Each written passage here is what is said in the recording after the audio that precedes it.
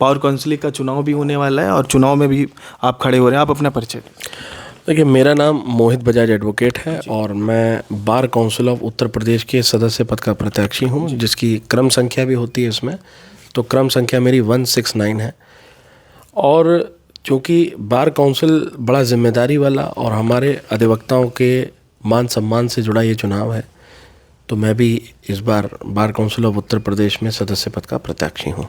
तो इन सभी बुनियादी मुद्दों को मद्देनज़र रखते हुए, ध्यान में रखते हुए मैं bar council of Uttar Pradesh के सदस्य पद का प्रत्याशी हूँ। और मेरा भी लक्ष्य जितनी भी समस्याएं हैं उनको डिजिटलाइज करना, बार काउंसिल में जितना, जैसे मान लीजिए नए जो अधिवक्ता के पंजीकरण से लेके हमारे डेथ क्लेम सेटलमेंट हो, हमारे COP नवीनीकरण हो, और अन्य जो भी बार काउंसिल से संबंधित मीटिंग्स होती हैं या बार काउंसिल से संबंधित जो भी अन्य एक्टिविटीज़ हैं, हेयरिंग्स तक होती हैं, तो कई बार होता है कि हमारे अधिवक्ताओं ने कहा, साहब मेरी किसी ने कोई सच कोई झूठी कंप्लेन कर दी थी, मैं रहता शामली में हूँ, मुझे जाना देवरिया है।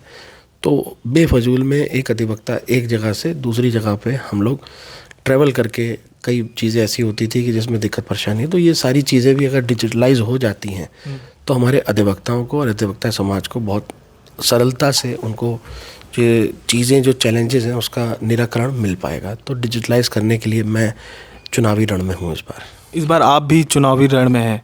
तो फिलहाल मोटा मोटा मुझे आप ये बताइए, इस चुनाव में जो कार्य होने वाले हैं, जैसे आप मान चलिए आप वकील, जैसे एक जनता के लिए होते हैं, सरकार आती है अपना चुनाव करती है, बड़ी बड़ी बातें करती है कि हमें ये करना है, हम ये करके देंगे, हम आपको स्कूल बना के देंगे। तो ऐसा क्या वकीलों में होता है, अधिवक्ताओं में होता है जो चुनाव में और ऐसे बताते हैं कि हम आपके लिए क्या करके देंगे, ऐसा आप कुछ?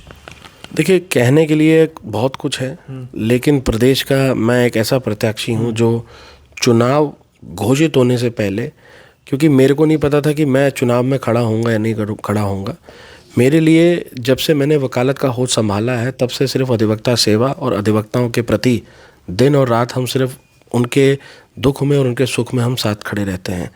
हम लोग अपनी तरफ से अपने निजी वकालत के खर्चे से उत्तर प्रदेश में अधिवक्ताओं के लिए एम्बुलेंस चलाना, और हम अपने खुद के भी ब्लड डोनेट कई बार कर चुके हैं। तो ऐसे अधिवक्ता और उनके परिवार को बचाने का कार्य हम लोगों द्वारा किया जा रहा है।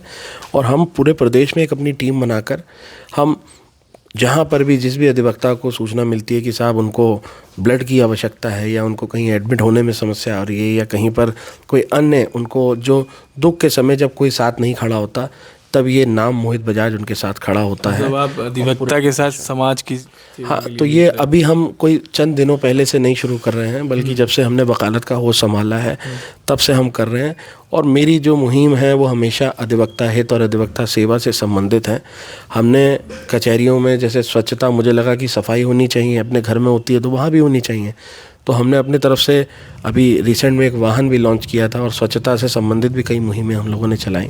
हम लोग बेसिकली चुनाव में कुछ मतलब चुनाव जीतने के बाद वादों के साथ नहीं हैं, हम धरातल पर हैं और पहले से कार्य कर रहे हैं। और जो सबसे बड़ा मुद्दा अधिवक्ताओं और अधिवक्ताओं की सम्मान से, मान से जुड़ा है, अधिवक्ताओं की सबसे बड़ी नीड है, वो है एडवोकेट प्रोटेक्शन एक्ट। की प्रोटेक्शन एक्ट एक खुद में, आप इसके बारे में मुझे पूरी तरीके से ब्रीफ बताइए कि क्या है ये प्रोटेक्शन एक्ट। देखिए, बेसिकली क्या है कि जैसे 2013 में मेडिकल जो प्रैक्टिशनर्स हैं, यानी कि डॉक्टर्स और नर्सेज और उससे संबंधित स्टाफ, उनके लिए भी प्रोटेक्शन का एक्ट है कि अगर कोई भी उनके अस्पताल में घुसकर डॉक्टर से या उनके संबंधित स्टाफ से कोई बदतमीज़ी करता है, तोड़फोड़ करता है, तो उससे सुसंगत धाराओं में मुकदमा पंजीकृत होगा।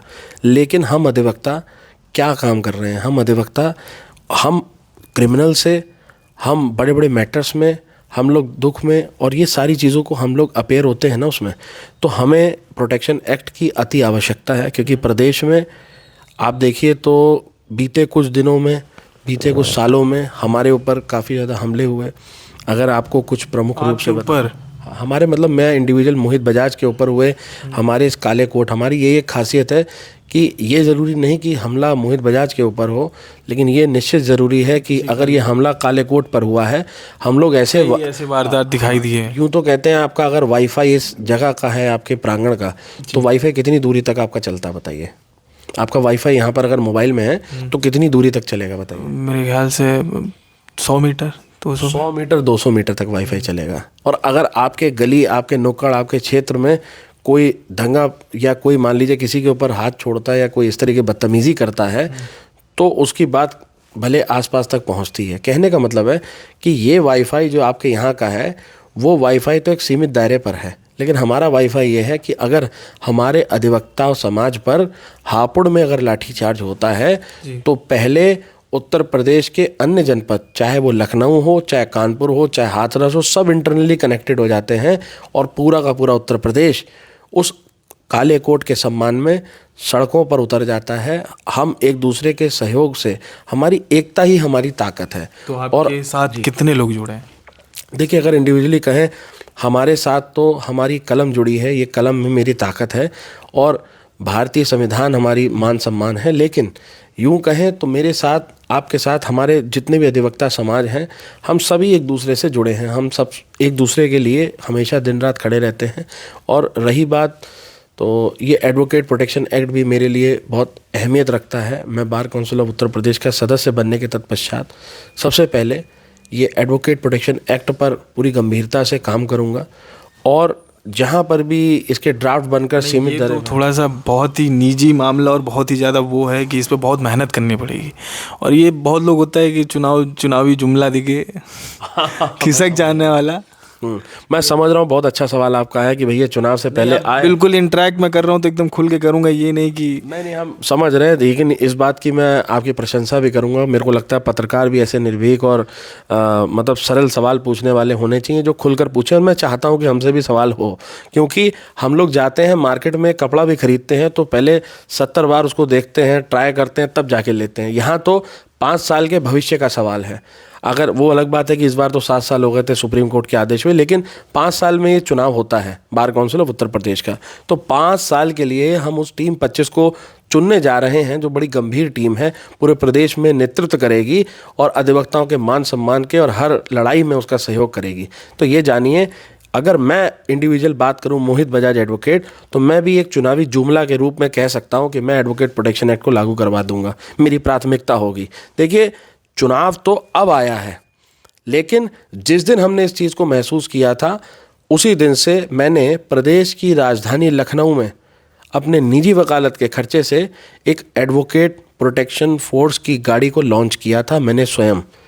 और आपने स्वयं? जी, हमने स्वयं लॉन्च किया। थोड़ा सा विस्तार से बताएं। देखिए, एक गाड़ी हमने लखनऊ में लॉन्च की, उसका नाम था एडवोकेट प्रोटेक्शन फोर्स। हमारा लक्ष्य साफ था कि अगर अब से हमारे अधिवक्ता और अधिवक्ता समाज के ऊपर कोई भी किसी भी प्रकार का प्रहार करेगा तो ये मोहित बजाज और उसकी टीम वहाँ पर पहुँचेगी।